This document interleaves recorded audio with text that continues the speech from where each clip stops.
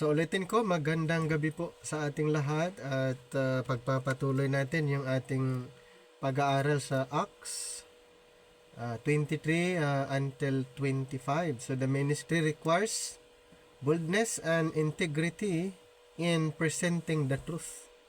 So yun yung isa sa mga pinaka-issue din dito sa Acts chapter 23 to 25. Ministry requires boldness and integrity in presenting the word of truth. Yan. Kaya si Apostle Paul isa siya sa ehemplo or example sa mga believers, lalo na sa mga nagtuturo, na kahit sino yung kanyang kinakaharap, hindi siya natatakot. Maraming banta sa kanyang buhay, hindi rin siya natatakot. Dahil clear, malinaw sa kanya ang mandate. Yung marching order ay napakalinaw po, kaya kahit anong mangyari ay hindi po siya umatras or umayaw or dumating sa punto na ayaw na niya. Wala pong ganon itong si Apostle Paul. Mas lalong siya po ay nangangaral, kaya sabi pa nga niya, "For me to live is Christ and to die is gain." Hindi siya natatakot. Hindi siya natatakot sa kabila ng mga banta sa buhay dahil sa kanyang pagtuturo, kanyang ipinapangaral ang gospel of grace sa lahat ng tao. Wala siyang pinipili, kahit mga Hudyo, mga Hintel, wala siyang pinipili. At alam natin na ang particular group of people na kung saan siya ay itinalaga, hindi siya namimili. Kung tutuusin, pwede niyang sabihin sa mga Hintel ako dapat magtuturo. Pero since under the dispensation of grace, ang Jews and Gentiles alike, pinag-isa na lang ang dalawang group, kaya ipinapangaral niya kahit sino, anong group, anong klaseng tao ang kanyang pinapangaralan. Pero ang nakakalungkot ay ang karamihan sa mga Hudyo o mga Israelites ay tinanggihan siya o tinanggihan ang mensahe. So ganun po ang nangyayari. Pero ganun pa man ay patuloy pa rin siyang nangangaral. Kung hindi man sa lugar na ito, ay pumunta siya sa ibang lugar, and then kung ayaw naman nila, punta ulit sila sa ibang lugar. Parang kung i-reject nila, ade pupunta sa iba. Kung ayaw nila, punta ulit sa iba. Kasi yun yung yun yung makikita nating prinsipyo. Bakit ka mananatili sa isang lugar na ayaw nga niya eh? Mayroong iba na sa ministry, pag umayaw na yung isa, parang ayaw na din niya. Kini-question na niya ang Panginoon, totoo ba na ako ay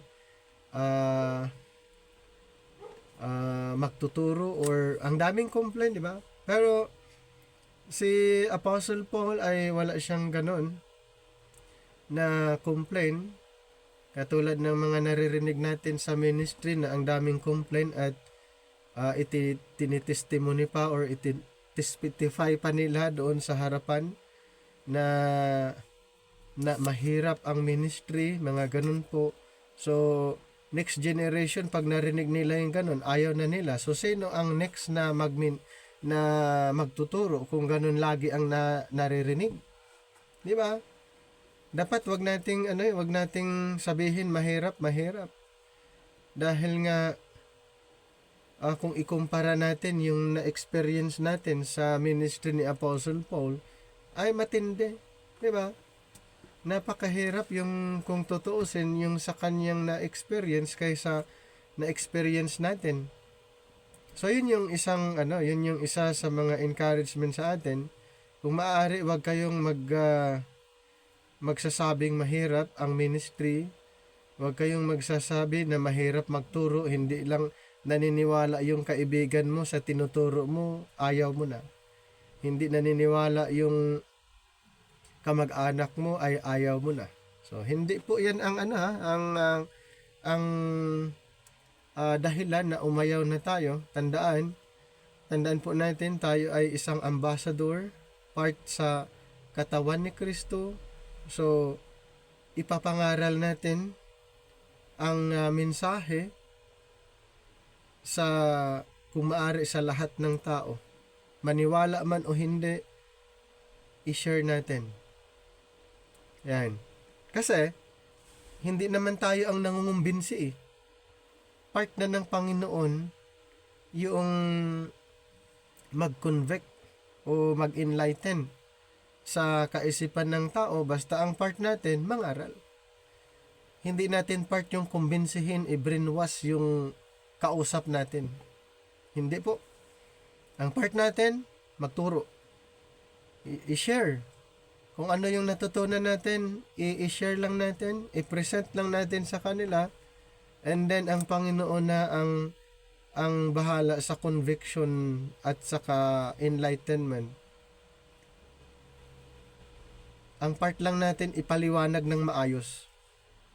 Ang part lang natin, i-explain ng maayos ang Ebanghelyo. So, paano natin ipapaliwanag ng maayos? May mga pag-aaral, kaya nga tayo ay nag-aaral para maipaliwanag natin ng maayos ang Ebanghelyo. So, yun yung isa sa mga mission natin. Anong sabi sa Ephesians chapter 3 verse 9? And to make all men see what is the fellowship of the mystery, or what is the mystery. So our mission is to introduce the fellowship of the mystery or the dispensation of the grace of God. Dahil marami po na hindi nila alam ano ba yung dispensation of the mystery. Ano ba yung dispensation of grace? Maraming gumagamit ng word na grace, pero hindi nila totally naunawaan ano ba ang grace. Okay? Marami po na hindi nila naunawaan ano ba talaga ang grace program. So, sa Acts 23, ito po ay nag-describe sa yung mga na-experience ni Apostol Pablo.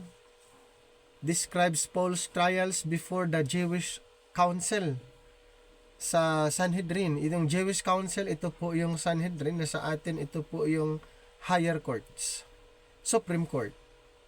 After his arrest in Jerusalem in Acts 21 to 22.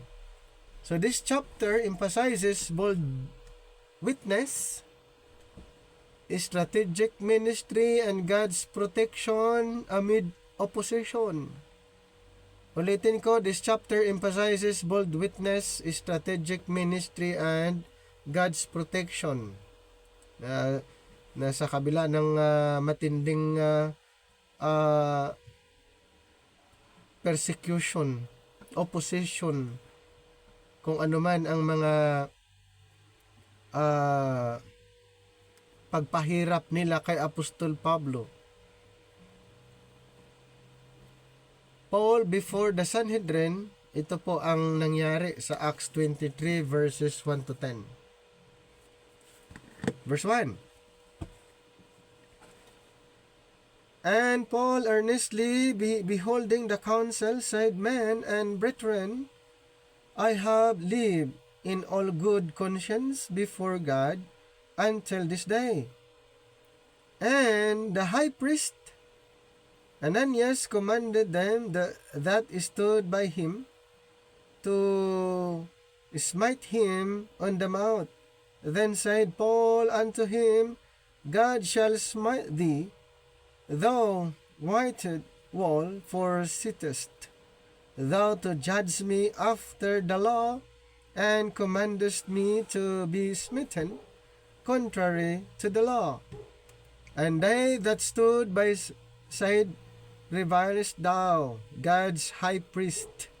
Then said Paul, I wist not, brethren, that he was the high priest. For it is written, Thou shalt not speak evil of the ruler of thy people. Verse 6, But when Paul perceived that the one part were Sadducees, in the other Pharisees. He cried out in the council, Men and brethren, I am a Pharisee, the son of a Pharisee.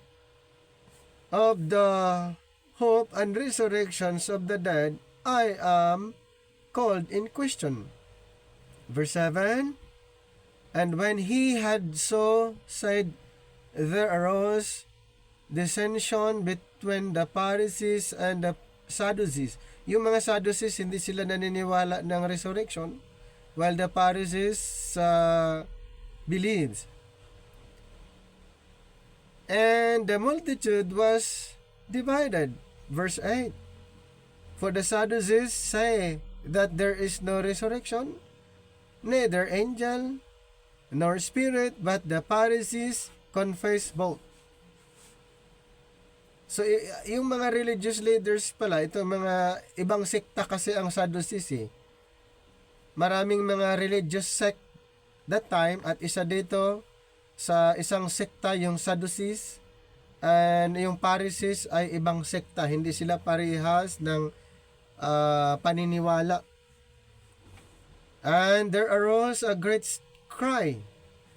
And the scribes that were of the Pharisees part arose and strove, saying, We find no evil in this man. But if a spirit or an angel hath spoken to him, let us not fight against God. Verse 10. And when there arose a great dissension, the chief captain, fearing lest Paul should have been pulled in pieces of them, commanded the soldiers to go down and to take him by force from among them and to bring him into the castle. Ang tindi po yung naranasan ni Apostol Pablo nung siya'y nahuli doon sa Jerusalem dahil sa kanyang pangangaral sa salita ng Panginoon. At siya po'y inaccuse ng kung anong mga klaseng accusation ang ipinaratang sa kanya. Pero ganun pa man, ito'y kanyang hinarap ng maayos at dinipinsahan din niya kung ano ang mga accusation. So Paul begins by declaring, Brothers, I have lived my life before God in all good conscience to this day. The high priest orders Paul to be struck, but Paul rebukes him, highlighting respect for God over human authority. Paul perceives a division. Sadducees deny resurrection, Pharisees affirm it. Dito, ibig sabihin ay nandoon yung Sadducees at saka yung Pharisees, and then sila pa nga hindi magkakasundo na nasa isa sila sa mga religious leaders. Kumbaga, kung tutuusin, ibang organization sila. Si Pablo, iba yung mga Pariseo, iba yung mga Sadducees. Dito makikita natin bakit si Pablo lang ang kanilang inuusig, si Pablo lang ang kanilang pinipersecute, na sila mismo hindi nga magkasundo sa kanilang paniniwala. Pero sa puntong ito, parang pinagkaisa nila.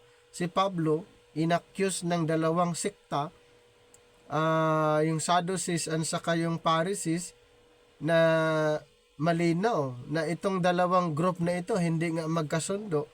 Dapat, kung titignan natin, ay pwede sana nilang irespeto din itong paniniwala ni Apostol Pablo. Kasi nga, bakit? Itong si Pharisees, Sadducees, nirespeto nila yung paniniwala.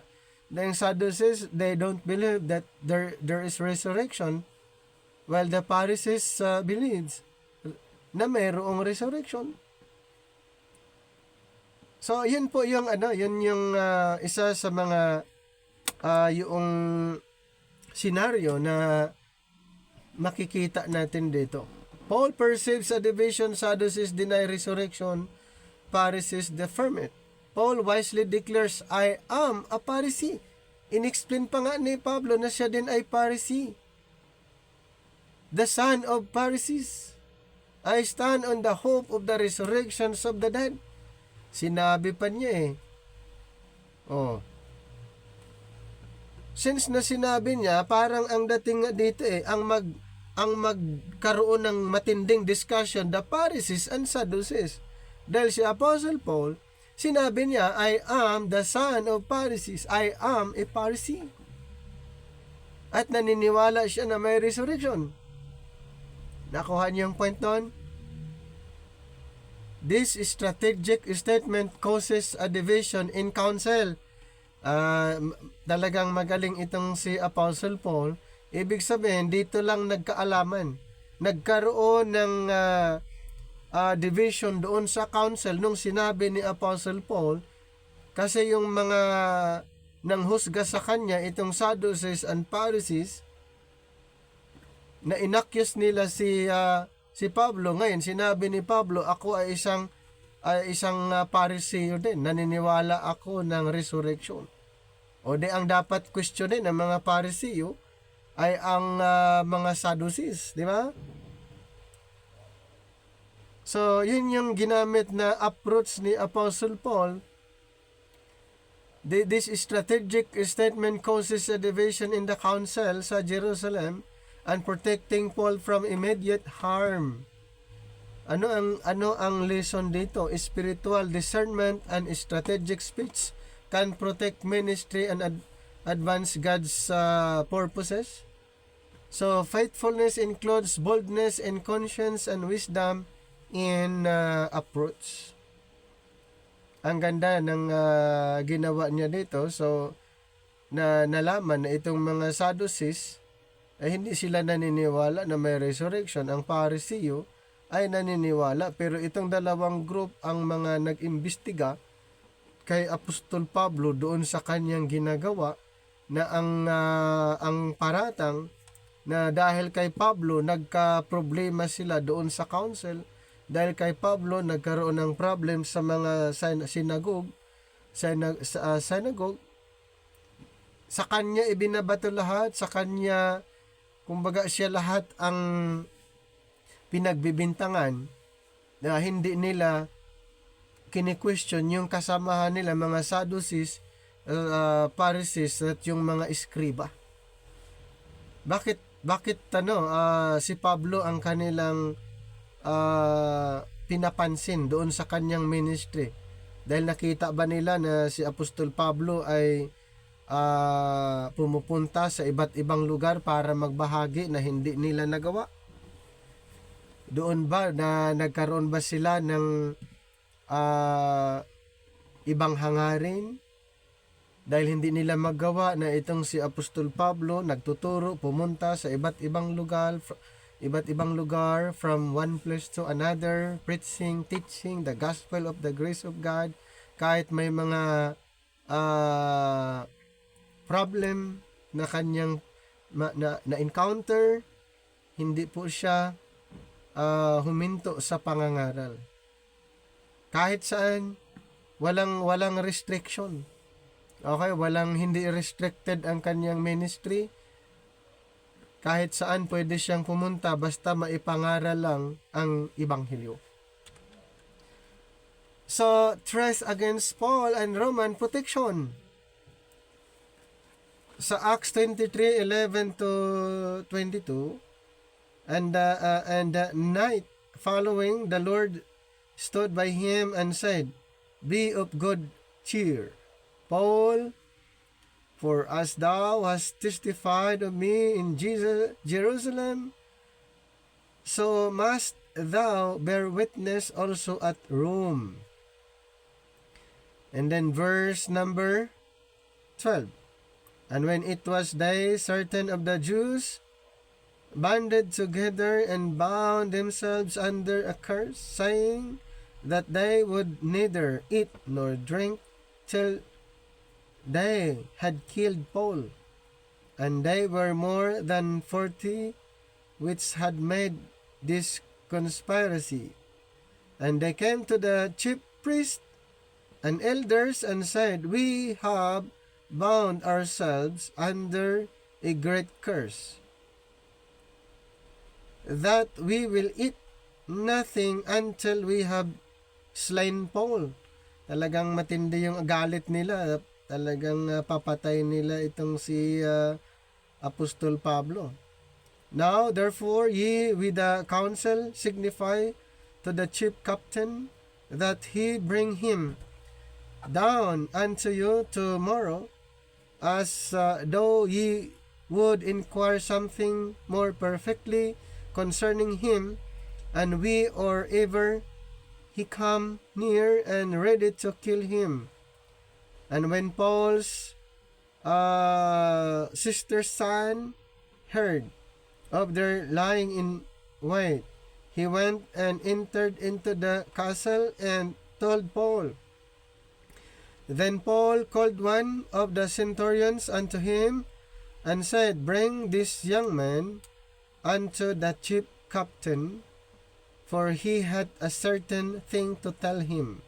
Verse 18, so he took him and brought him to the chief captain, and said, Paul, the prisoner, called me unto him, and prayed me to bring this young man unto thee, who had something to say unto thee. Verse 19, then the chief captain took him by the hand and went with him side privately, and asked him, What is that thou hast to tell me? Verse 20, and he said that the Jews have agreed to desire thee that thou wouldest bring down Paul tomorrow into the council, as though they would inquire somewhat of him more perfectly. And then verse 21, but do not thou yield unto them, for there lie in wait for him of them more than 40 men, which have bound themselves with an oath, that they will neither eat nor drink till they have killed him. And now are they ready, looking for a promise from thee. Verse 22, so the chief captain then let the young man depart, and charged him, See thou tell no man that thou hast showed thee things to me. So God encouraged Paul in a vision, promising that he will bear witness in Rome. And some just plot to kill Paul by ambush. Ganun yung galit na galit talaga itong mga Hudyo. Plot to kill Paul by ambush, planning to strike him after promising false testimony. Itong mga Hudyo, mga Israelites, ay ang assumption na itong si Apostol Pablo ay nagsinungaling doon sa kanyang patutuo, false testimony. Ayon sa kanila, tama naman yung mga sinasabi ni Apostle Paul, but the accusers, particular the Sadducees and the Pharisees, ang presumption na nagsinungaling itong si Pablo, o hindi totoo yung kanyang sinasabi, kaya sila ay nagkaroon ng plan na kanilang patayin itong si Pablo. And then Paul's nephew overhears the plot and warns the Roman commander.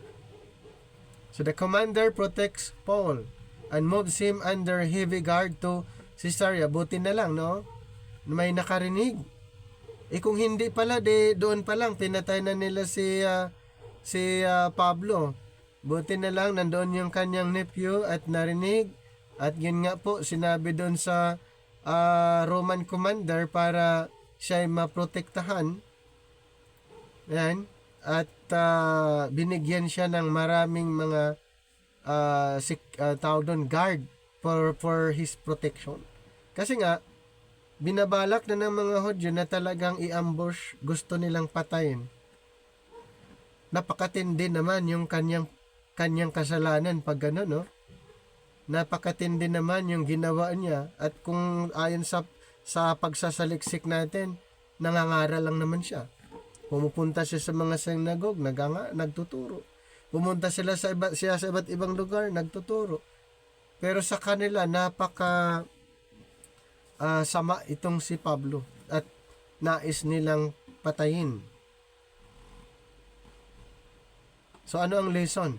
God provides protection and guidance in dangerous ministry situations. Faithful ministry may involve threats, plots, and reliance on God's intervention.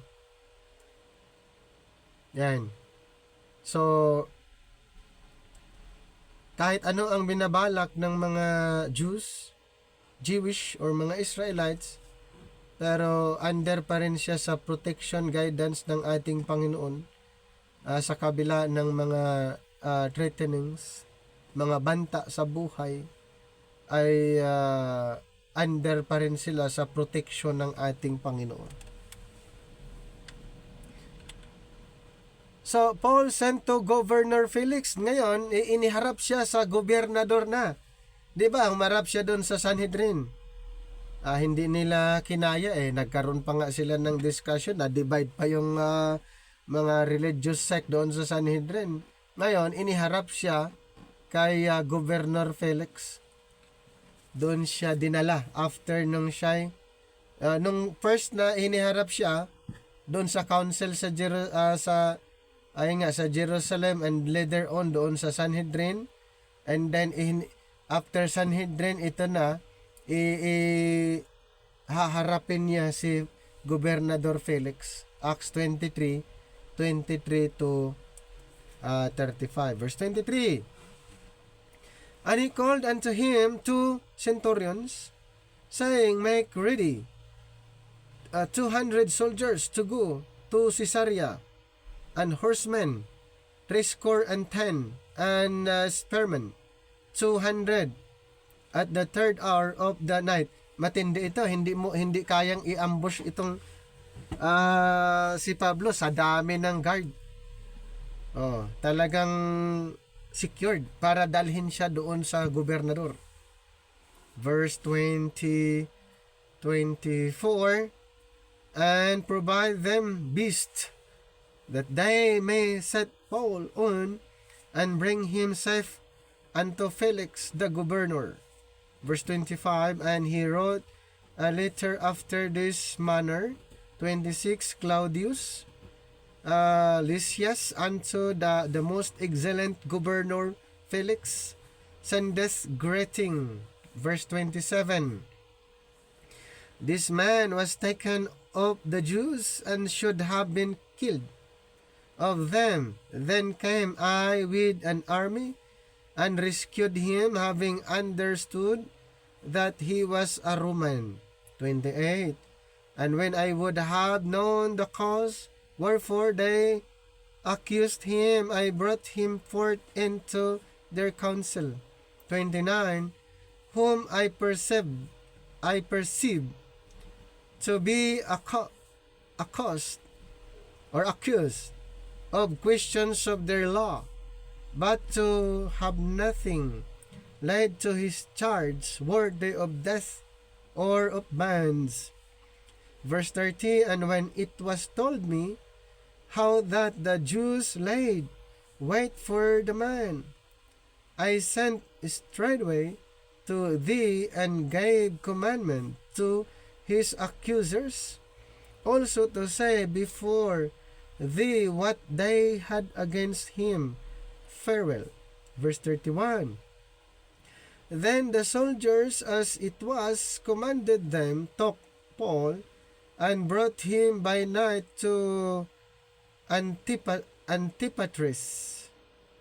Verse 32, on the morrow they left the horsemen to go with him, and returned to the castle. Verse 33, who when they came to Caesarea and delivered the epistles to the governor, presented Paul also before him.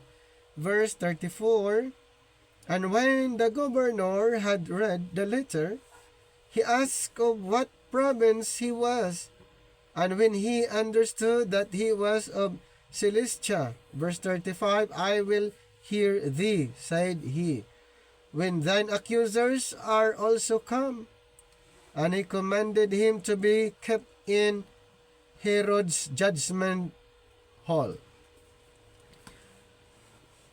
So the Roman commander escorts Paul under military protection to Governor Felix in Caesarea. Bakit kaya? Marami siyang mga guard protection na dahil nagbabalak itong mga Hudyo nga i-ambush nila si Pablo, pero sa dami ng military na nagprotect sa kanya ay hindi po natuloy ang kanilang pinaplano. And Paul's journey shows divine orchestration, fulfilling God's promise of witnessing in Rome. Kasi yun nga yung ipinakita ng Panginoon na vision sa kanya na siya mag-witness, magturo doon sa Rome.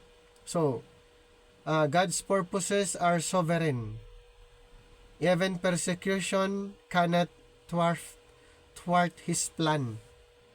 Kahit sa mga persecution, di ba? Hindi talaga hadlang kahit anuman. So, tandaan po natin, Paul was under God's protection. And strategic use of authority can safeguard ministers and advance the gospel. So, here, the key, there are 4 key themes in Acts 23. Number 1, the boldness in conscience. So, Paul testifies fearlessly before authorities. Number 2, wisdom in strategy. Paul uses theological divisions to protect himself. So, ano yung tinatag na theological division? Yung mga Pharisees and Sadducees ay na-divide sila because of their beliefs concerning the resurrection. The Sadducees, they don't believe or deny that there is resurrection, and then the Pharisees believes that there is. So, nagkaroon ng yung division. Hindi sila magkakaunawaan, kaya sa puntong ito ay hindi nila masettle. So, pumunta sila ngayon, iniharap itong si Pablo doon sa gobernador na si Felix. So, number 3, divine encouragement. So, God reassures Paul of his mission to Rome. And then, protection amid opposition. God uses people, circumstances, and authorities to preserve His servants. And then, next is faithfulness in trials. Ministry may involve danger, but perseverance fulfills God's plan. So, yun yung isa sa mga mai-consider natin. At ang protection ng Panginoon ay nakikita natin na kaya Apostol Pablo sa puntong ito, kahit may mga circumstances, ito ay ginagamit ng Panginoon din to preserve Paul.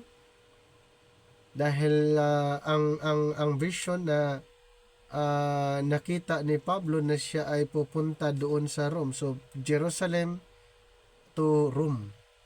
Okay? So, kung titignan natin yung kabuuan dito sa Acts 23, titignan natin yung mga events, activity, and then the significance. So, heard the trial before Sanhedrin. So, the bold testimony and division between Pharisees and Sadducees. Ano pong nangyari? Bakit na-divide sila? Dahil sa paniniwala ng resurrection, hindi sila parehas.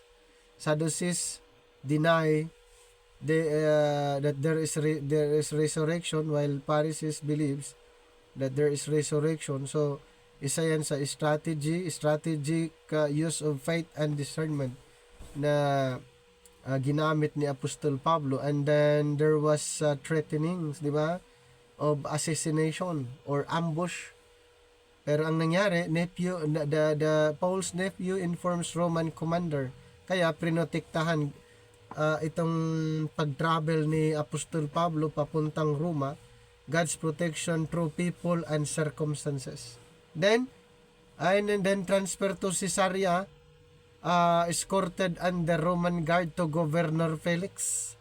Ayan, ito yung time na harapin niya si Governor Felix. So God's plan continues despite opposition. Okay, so the highlights of this chapter: Paul's bold witness, strategic wisdom, reliance on God, and protection amid threats, showing how God preserves and advances ministry even in dangerous circumstances. Now, in chapter 24, so here's the records of Paul's trial before Governor Felix. Ito na po yung record. Kaharap na niya si Gobernador Felix in Caesarea after his arrest in Jerusalem. So nakalipat na siya, na hindi na tuloy na inambush, hindi nagmaterialize yung plano ng mga Hudyo na patayin nila si Pablo along the way to Caesarea, papunta nga doon sa kay Gobernador Felix. Acts 23. So this chapter 24, emphasizes defense of the grace gospel, boldness and faithfulness under political authority. So ito na yung defense niya sa kaharap niya si Governor Felix. Hindi kaya ng Sanhedrin. Na-divide pa nga sila eh. Hindi kaya nila dahil yung sinabi ni Apostle Paul ay hindi nila maunawaan. Kaya, ang nangyari, dinala siya doon sa gobernador. At dito naman, dipinsahan ni Pablo yung ibanghilyo na kanyang ipinapangaral. Yan. So, in Acts 24, dito yung mga accusation by the Jewish leaders. Ina-accuse siya kasi itong mga high priest, yung mga accusers ay pumunta din doon sa gobernador. At tuloy pa rin yung kanilang accusation. Yung mga religious leaders dito sa chapter 24, 1-9.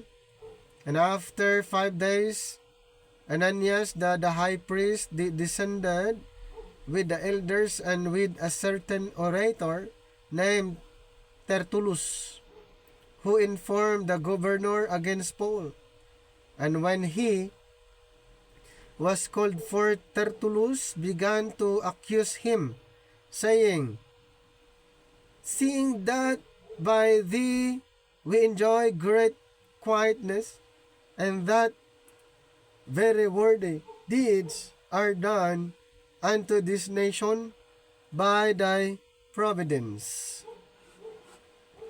Verse 3, "We accept it always and in all places, most noble Felix, with all thankfulness."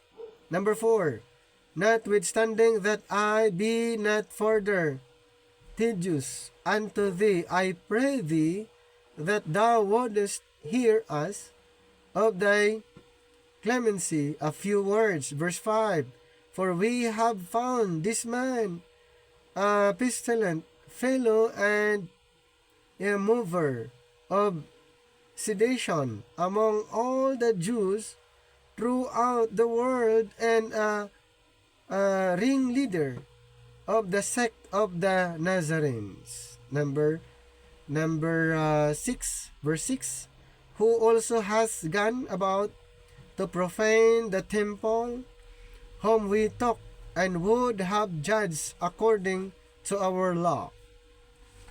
Verse 7, "But the chief captain Lysias came upon us, and with great violence took him away out of our hands." Verse 8, "Commanding his accusers to come unto thee by examining of whom thyself mayest take knowledge of all these things whereof we accused him. Verse 9, and the Jews also assented, saying that these things were so. Ananias, the high priest. So along with the elders and lawyer named Tertullus sa ito and brings charge against Paul. Ito yung mga false accusers.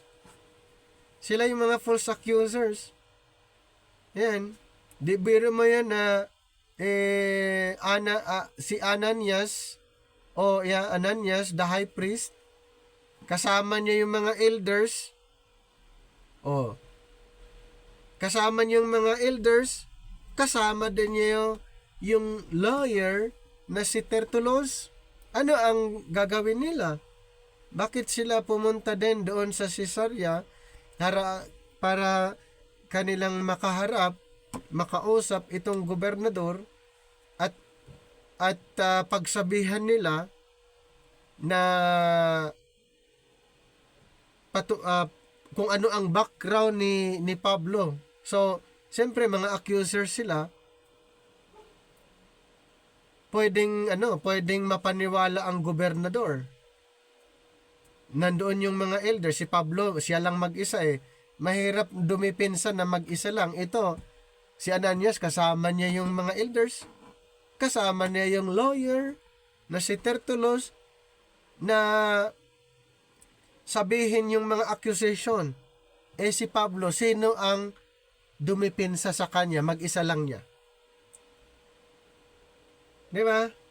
Kaya na maniwala kaya si Gobernador Felix sa sasabihin ni Apostol Pablo na walang mag-mediate sa kanya or walang mag-advocate or wala siyang lawyer or di ba? Ito si Ananias ay mga accusers na ito Kasama pa niya mga elders. Mayroon pa silang lawyer. So, alam naman natin na pag dumipinsa yung isang tao, hindi agad mapaniwalaan dahil walang witness. Walang magpapatunay, kumbaga walang mag-justify sa kanyang sinasabi kung ito'y tama o mali. Itong si Ananias, nandun yung mga elders, meron pa silang lawyer. Pag nagsalita, marami sila. Yun yung punto natin dito na kumbaga na itong si Gobernador Felix ay pwede siyang maging one-sided. So, here, ano ang naging resulta? Ito ngayon ang naging resulta. So, they accuse Paul, yes. Ano yung accusation nila? Causing riots among Jews. Nagkaroon daw ng riot doon sa mga Hudyo dahil kay Pablo. Ano pa? Being a troublemaker throughout the Roman Empire. Sino? Si Pablo. Sinong nag-accuse? Ananias, the elders, and then the lawyer. Ano pa ang accusation?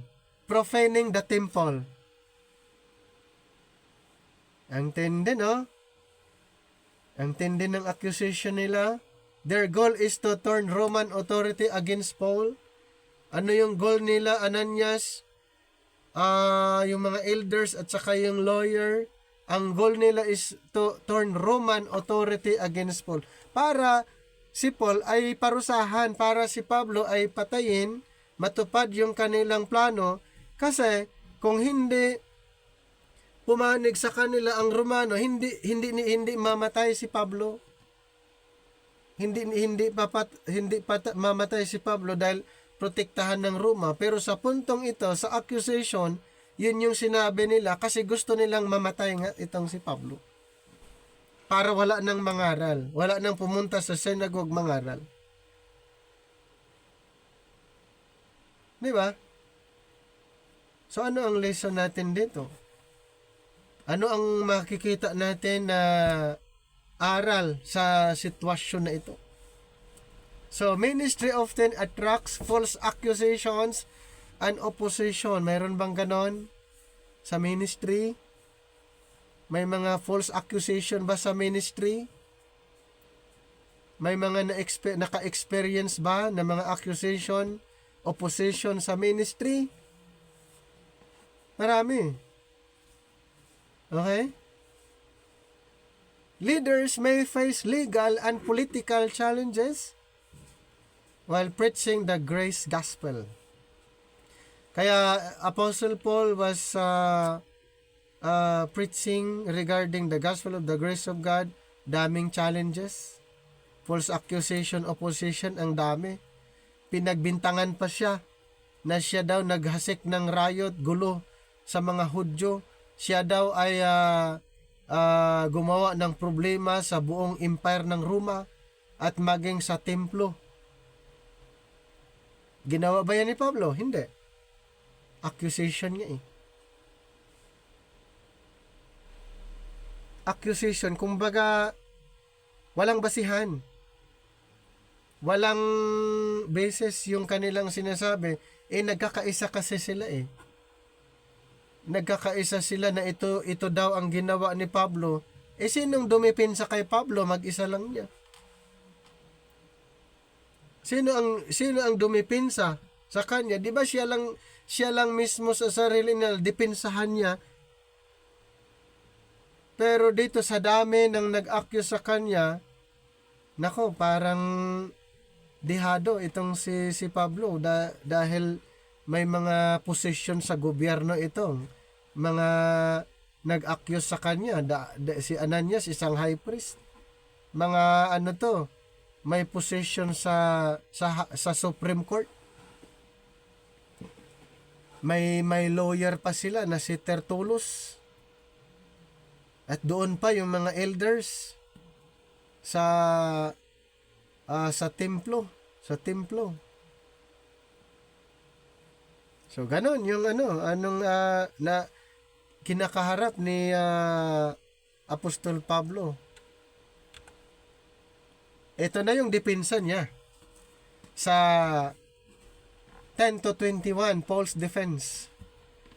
Basahin lang natin verse 10 hanggang 21. Then Paul, after that the governor had beckoned unto him to speak, answered, For as much as I know that thou hast been of many years a judge unto this nation, I do the more cheerfully answer for myself. Kumbaga siyang abogado sa sarili niya. Wala siyang At tandaan natin, ang background din ni Pablo ay isa din siyang lawyer.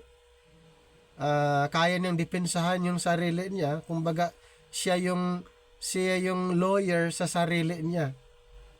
Dito tayo sa verse 11. Because that thou mayest understand that there are yet but 12 days since I went up to Jerusalem for to worship. Number 12.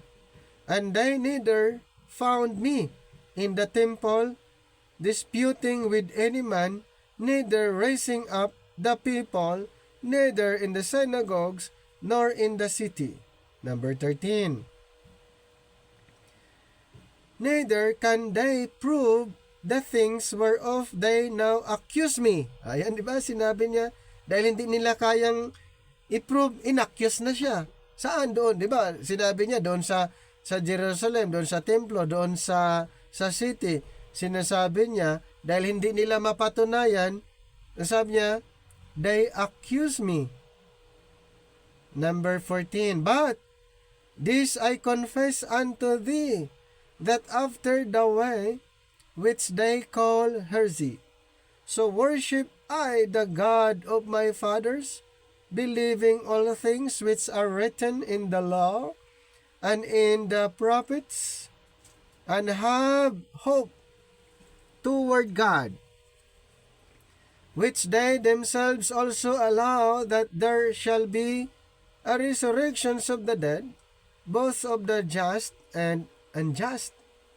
Number 16. And herein do I exercise myself to have always a conscience void of offense toward God and toward men. 17. Now, after many years, I came to bring alms to my nation and offerings. Verse 18. Whereupon certain Jews from Asia found me purified in the temple, neither with multitude nor with tumult. 19. Who ought to have been here before thee an object if they had aught against me. Verse 20. Or else, let this same here say, if they have found any evil doing in me while I stood before the council. Verse 21. Except it be for this one voice that I cried standing among them, touching the resurrections of the dead, I am called in question by you this day. O yun lang naman ang issue pala eh. Pinalaki lang nila itong mga accusers. Paul responds respectfully but boldly, stating he has lived faithfully before God. Isa yan sa statement na sinabi ni Apostle Paul doon sa gobernador, doon sa Caesarea. Sinabi niya yon, and he does not violate the law or temple customs. Pero yung accusation kanina, profaning the temple and being troublemaker and causing riots. Di ba, iba yung accusation. Ito yung sinabi ni Apostle Paul. Paul does not violate the law or temple customs. At Paul acknowledged his hope in the resurrections of the dead, which aligns with Pharisaic beliefs. Diba yung paniniwala ng mga Parisiyo? Kumbaga wala namang issue kung totoo din eh. Hindi na kini-question yan. Pero iba ang sinabi ng mga Parisiyo, ay inaccuse nila si Pablo na ito yung ginagawa, na siya ay troublemaker. Ayon sa mga Parisiyo, troublemaker at gumawa ng mga riot doon sa mga Hudyo at sinira niya, ginulo niya yung templo. He points out that the Jewish leaders cannot prove their accusations, demonstrating integrity and truthfulness. Ayan ang kanilang ginawa na lang. So, yun yung defense ni Apostol Pablo doon sa mga accusation. Now, the ministry requires boldness and integrity in presenting the truth. Clear defense rooted in God's word and personal testimony strengthens credibility. Sinabi niya yun lahat. Para madepensahan niya yung sarili niya doon sa mga accusation. Sinabi ng mga Parisiyo at iba naman. Kasi ang intention nila na mamatay itong si Pablo, ang intention nila na ang Roman Empire ay pumanig sa kanila. Yun ang kanilang plano. Yan. So galit na galit sila kay Pablo. Matindi yung galit nila kay Apostol Pablo. Na sinabi lang niya yung katotohanan na hindi mapatunayan ng mga Parisiyo ay gumawa sila ng kwento against sa kanya na hindi naman totoo. Meron mo yun, sasabihin niya na itong si Pablo na gano'n ng riot doon sa mga Hudyo at siya ay troublemaker sa entire Roman Empire at ginulo niya ang templo. Accusation. Diba? Ngayon, pinakinggan ni Gobernador Felix itong si Pablo sa Acts 24:22 to 27. Verse 22, Then Agrippa said unto Festus, I would also hear the man myself. Tomorrow, said he, thou shalt hear him. And on the morrow, when Agrippa was come and Bernice with great pomp and was entered into the place of hearing with the chief captains and principal men of the city, at Festus' commandment, Paul was brought forth.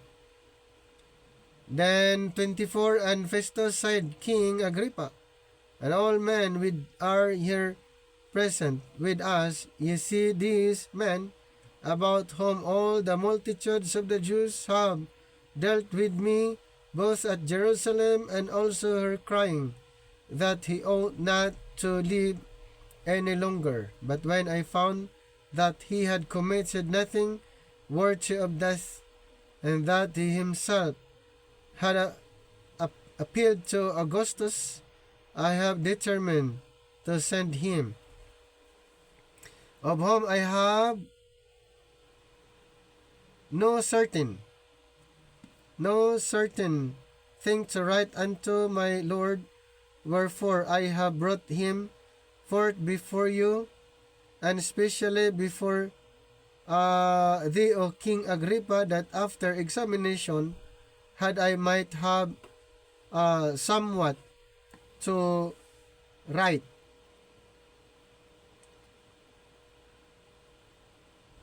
Verse chapter 24:22 to 27. And when Felix heard, verse 22. And when Felix heard these things, having more perfect knowledge of that way, he deferred them and said, When Lysias, the chief captain, shall come down, I will know the uttermost of your matter.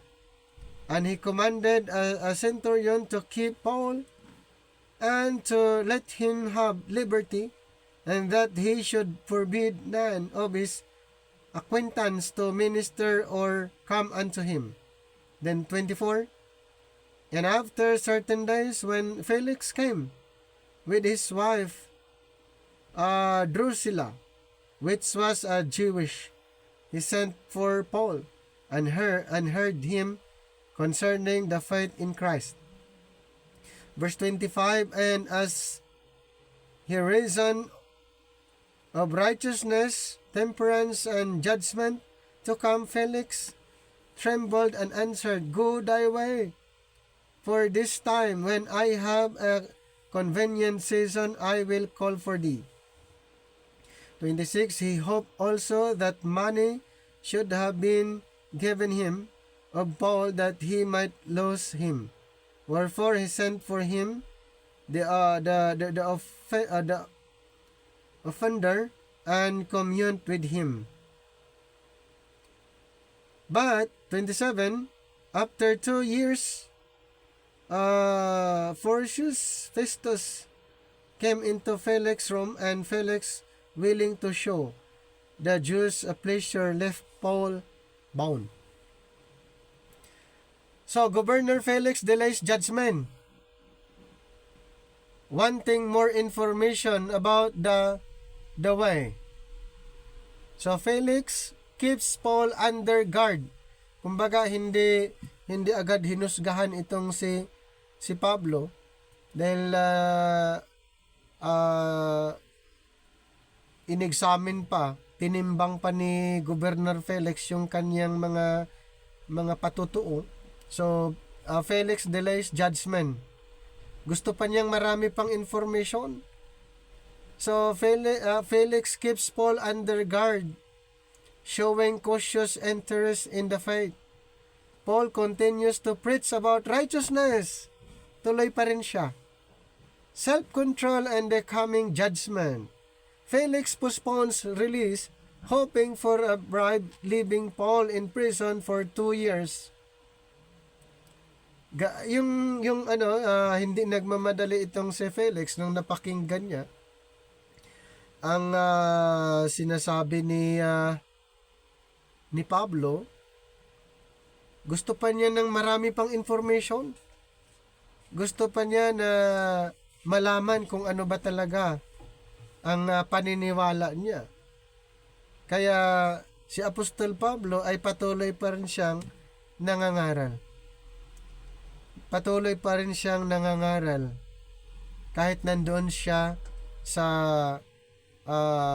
poder ng mga Romano. So the ministry can continue even under detention. Diba? Nasa kulungan siya, nangaral pa rin. Tuloy pa rin siyang pangaral. Using every opportunity to witness. Faithfulness in preaching is not dependent on favorable circumstances. Diba? Kung titignan natin dito, ang daming guard si Pablo. So, ibig sabihin, nangaral siya doon, narinig din ng mga guard. At narinig din ng mga nakakulong, nangaral siya doon sa prison. Anong sabi? Sa kanyang mission, patuloy siya even under detention, using every opportunity to witness. Bakit? Faithfulness in preaching is not dependent on favorable circumstances. Hindi doon nakadepende. Ang faithfulness hindi nakadepende kung ang circumstances favorable. Dito sa puntong ito, walang ganon. Faithfulness in preaching, teaching is not dependent on favorable circumstances. God can use political situation to further His plan. So, there are 5 key themes in Acts 24. First, bold witness before authorities. Di ba? Sino yung kaharap niyang authority dito? Si Felix, gobernador. Yan, Paul speaks truthfully and fearlessly. Wala siyang takot. Sinabi ang katotohanan, kaharap niya yung mga authority. Number 2, defense of faith and conduct. Integrity strengthens ministry credibility. Number 3, opposition and legal challenges. Gospel work may attract false accusations. Next, perseverance under detention. Ministry continues even in prison. And then God's sovereignty, plans for ministry are not hindered by political delays. Hindi natatakot si Apostle Paul. Ang dami niyang pinuntahan at para depensahan niya ang kanyang ministry. Nag-start lang doon na hindi nasagot, napatunayan ng mga Parisiyo yung sinasabi niya, inaccuse na siya na nanggulo sa templo. Inaccuse na siya na siya yung gumagawa ng kaguluhan sa Roman Empire, sa Empire ng Roma. At nagkaroon ng problema sa templo, siya din ang inaccuse. Hindi lang nila napatunayan yung kanilang paniniwala, gumawa na sila ng kung anumang accusation hanggang napunta siya sa gobernador ng Caesarea na si Felix. Hindi nila kaya at naghahangad pa sila na i-ambush, patayin nila si Pablo, pero hindi po nangyari dahil ang ginawa ng Roma, siya ay prinotektahan. Yan, prinotektahan siya at nakaharap niya yung gobernador at binigyan siya ng pagkakataon na depensahan niya ang kanyang sarili at sinabi niya lahat ng katotohanan. Ngayon, hantay sila sa confirmation ng gobernador, pero ano ang ginawa ng gobernador? The governor Felix delays judgment.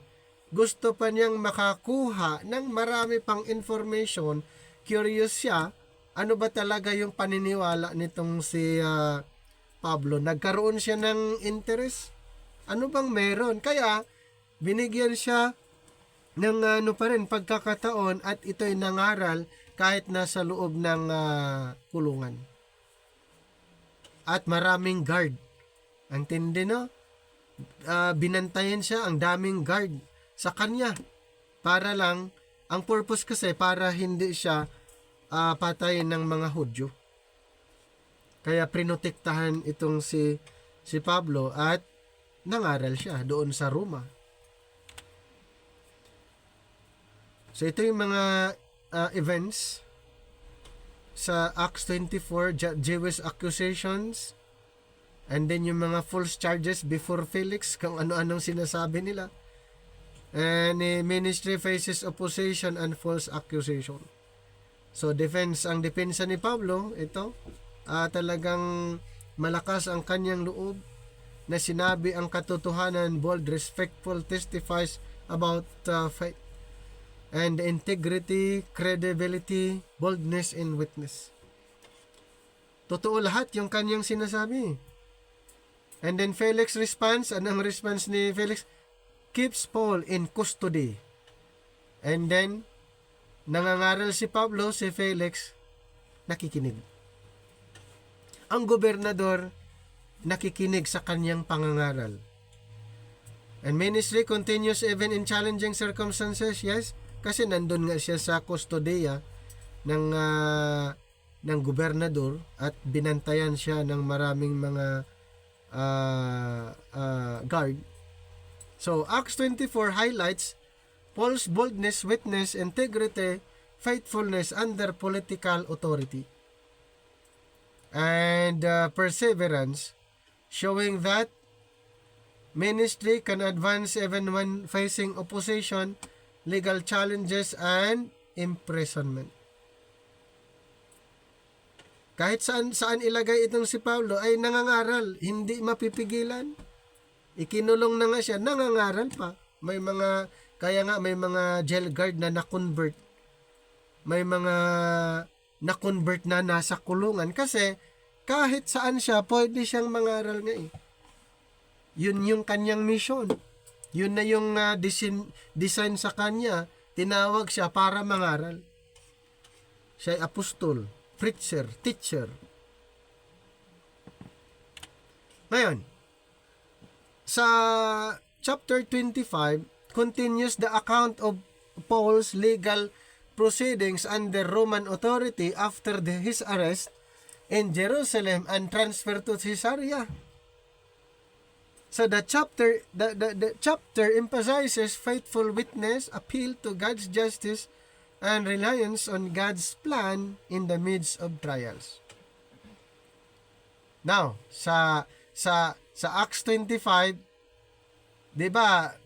Iniharap siya kay Governor Felix. Ngayon naman sa Acts 25, doon naman siya kay Festus, yung naging governor din, becomes governor. Humarap din siya kay Festus na naging gobernador din. So itong si Festus ay successor ni Felix as governor of Judea. So napalitan na lang yung gobernador. Yan. So dalawang gobernador ang kinaharap or hinaharap ni Pablo, si Gobernador Felix doon sa Caesarea, and then napalitan si Felix ni Festus na gobernador sa Caesarea. Dito po sa Acts 25, 1-5. Now, when Festus was come into the province after the days, he ascended from Caesarea to Jerusalem. Verse 2. Then the high priest and the chief of the Jews informed him against Paul, and besought him, and desired favor against him, that he would send for him to Jerusalem, laying wait in the way to kill him. May request itong mga Hudyo na kunin nila si Pablo dun sa Jerusalem. Yung bago na kasi yung gobernador, gusto nilang ni-request ng mga religious leaders si Pablo na dalhin nila sa Jerusalem. But Festus answered that Paul should be kept at Caesarea. Hindi pumayag si Festus. Dapat si Pablo ay manatili sa Caesarea. That he himself would depart shortly thither. Number 5, let them therefore said, he which among you are able go down with me and accuse this man, if there be any wickedness in him. Talagang gusto nilang mawala nga itong si Pablo. So Acts 25 continues the accounts of Paul's legal proceedings. So Festus succeeds Felix as governor of Judea. Jewish leaders bring charges against Paul. Yung mga Jewish leaders ganon na naman, asking Festus to transfer him to Jerusalem for trial. Anong sabi ni Festus? Hindi pwede. Refuses to transfer Paul, choosing to hear the case in Caesarea to avoid potential ambush or unfair trial. Alam ni Festus, kung doon sa Jerusalem, unfair yung trial dahil mayroon silang galit Kaya hindi pumayag itong si Festus. Kasi alam niya na kung doon sa Jerusalem, hindi sila hindi fair yung nila. Ang gusto nga nila, patayin na si Pablo. So, here, ministry may face political and legal challenges, but God can guide authorities to safeguard His servants. Wise and just leadership can protect faithful ministers. Yes, tama. Talagang itong si Felix, buti na lang si Felix and Festus ay halos parehas yung kanilang prinsipyo. Kaya itong si Pablo hindi nakuha ng mga religious leaders, Jewish leaders na dalhin nila sa Jerusalem. Ito naman, dumipinsa na naman si Pablo, pero sa harap na ni Festus. Chapter 25, verses 6 to 12.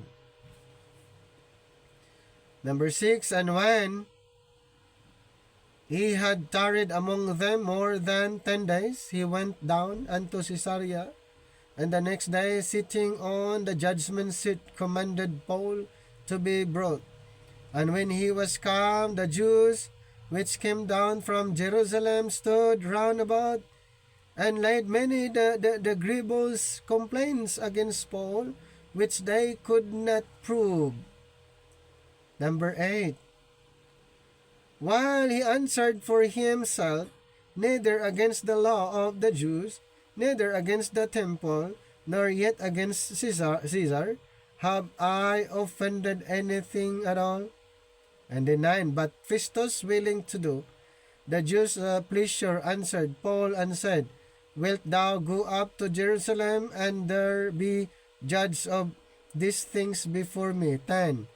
Then said Paul, I stand at Caesarea, or Caesar's judgment seat, where I ought to be judged to be the Jews.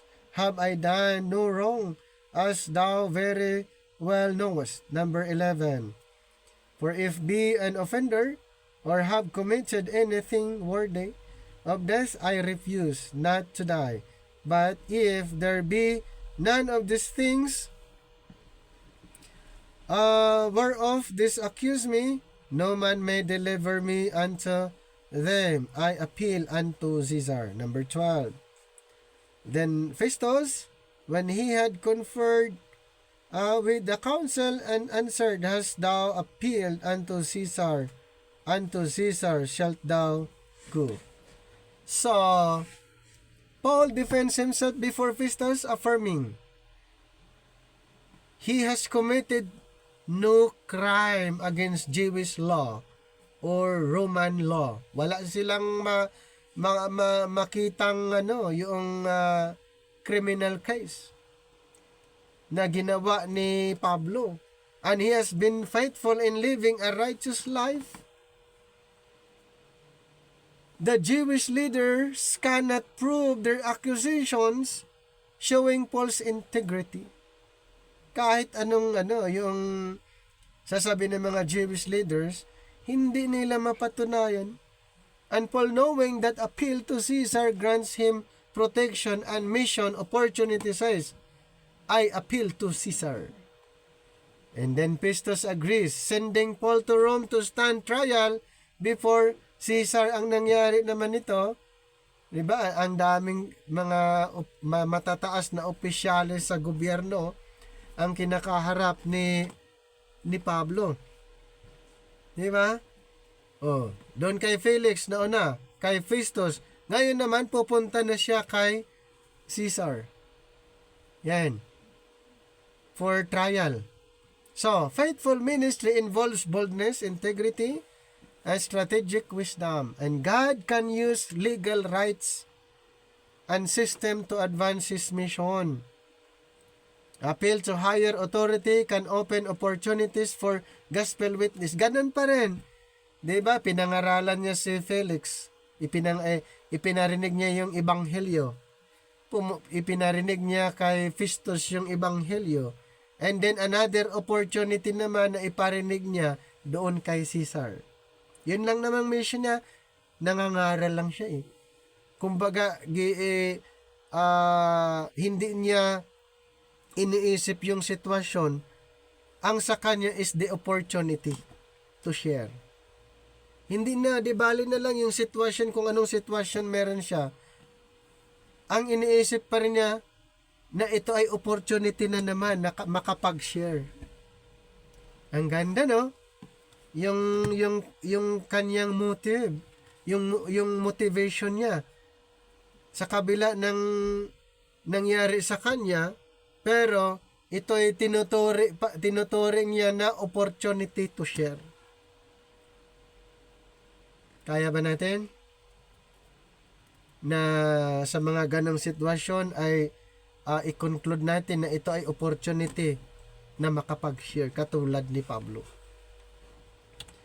So, dito na. Mayroong conflict with King Agrippa. Nagkaroon ng conflict dito si King Agrippa. Ito yung mga higher leaders na sa gobyerno nila. May tinatawag na conflict na kung ano kaya ang sa part ni King Agrippa. Basahin natin Acts 25:13 hanggang 27. Acts 25 verse 13. And after certain days, King Agrippa and Bernice came unto Caesarea to salute Festus. 14. And when they had been there many days, Festus declared Paul's cause unto the king, saying, There is a certain man left in bonds by Felix. Verse 15.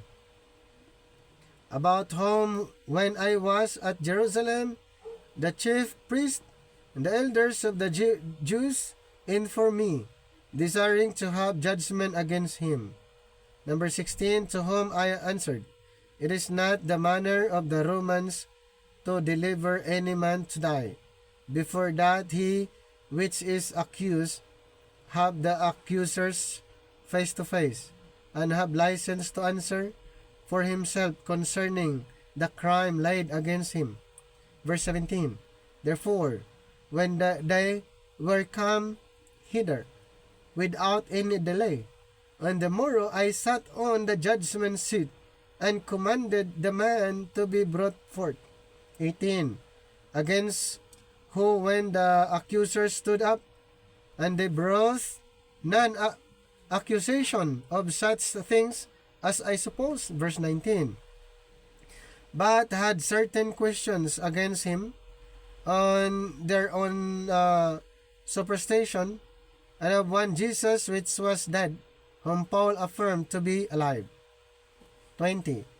And because I doubted of such manner of questions, I asked him whether he would go to Jerusalem and there be judged of these matters. 21. But when Paul had appealed to be reserved unto the hearing of Augustus, I commanded him to be kept till I might send him to Caesar. 22. Then Agrippa said unto Festus, I would also hear the man myself. Tomorrow, said he, thou shalt hear him. 23.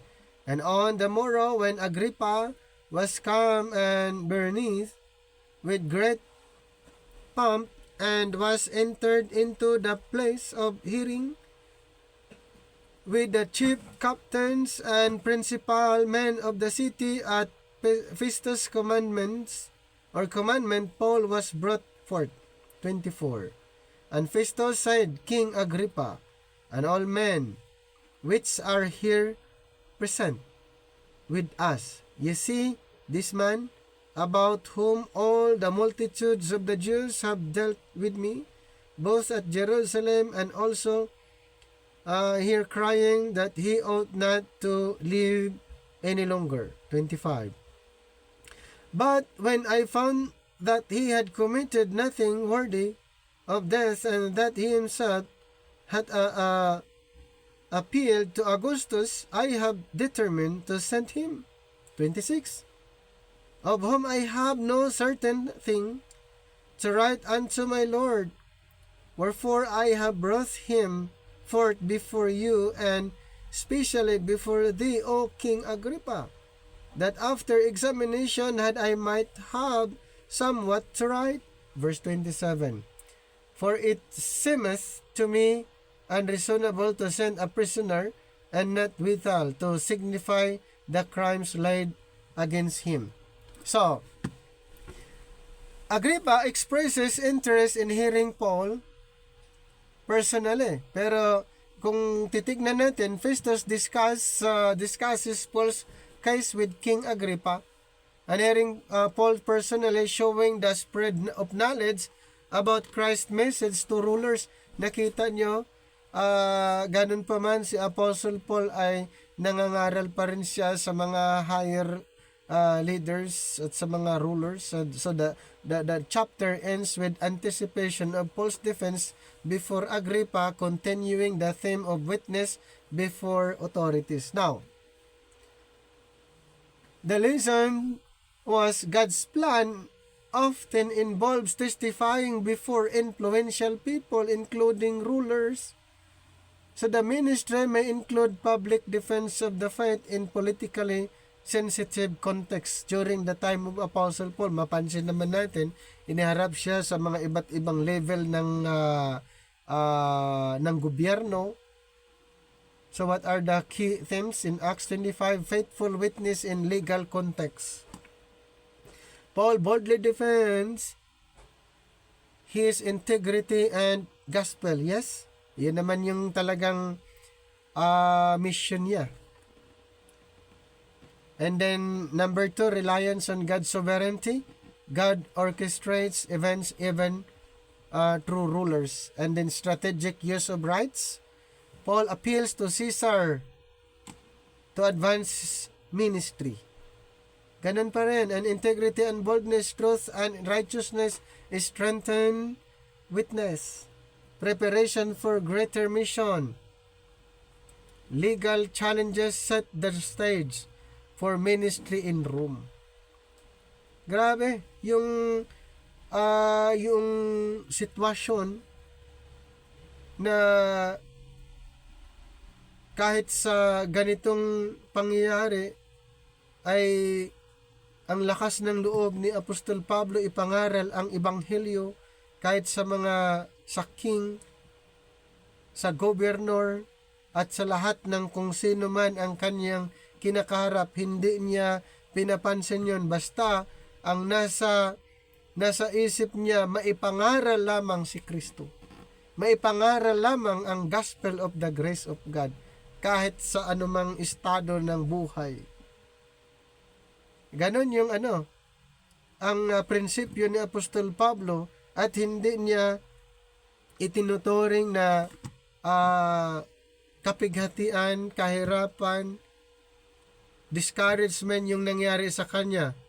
Pero ito po ay i-convert niya as an opportunity to share the gospel of the grace of God. So ano ang kabuuan na kaalaman dito sa Acts 25? So yan, napag-aralan natin yung si Festus sa nagiging gobernador, kapalit ni Felix. So the Jewish leaders press charge Paul remains in Caesarea. Ganun pa rin na even request ng mga Jewish pabalikin sa Jerusalem para doon na lang siya hatulan, pero unfair kasi ang pamamahala ng mga Jewish leaders, kaya nananatili siya sa Caesarea. So God's protection through just authorities. Next, defense before Festus. So nagbigay ng defense itong si Pablo sa harap ni Gobernador Festus. Bold testimony declares innocence, appeals to Caesar, and then integrity, strategic wisdom advancing the mission. Then discussion with Agrippa. So preparation to testify before King Agrippa. So the ministry involved witnessing to rulers, influential people. So ano yung pinaka-overall insights dito sa Acts 25? Highlights Paul's boldness and strategic witness, reliance on God's sovereignty and use of legal rights to advance the grace gospel, demonstrating the ministry can progress even amid opposition, trials, and political intrigue. So, malinaw po yung sinasabi ni Apostol Pablo sa kabila ng mga accusation. Kung balikan natin, ang talagang mga accusers ni Apostle Paul, yung mga Sadducees, the Pharisees. At hindi lang nila mapatunayan yung kanilang mga belief, ay gumawa na sila ng accusation laban kay Apostol Pablo, at gusto nilang patayin si Pablo dahil sa kanyang sistema ng pangangaral.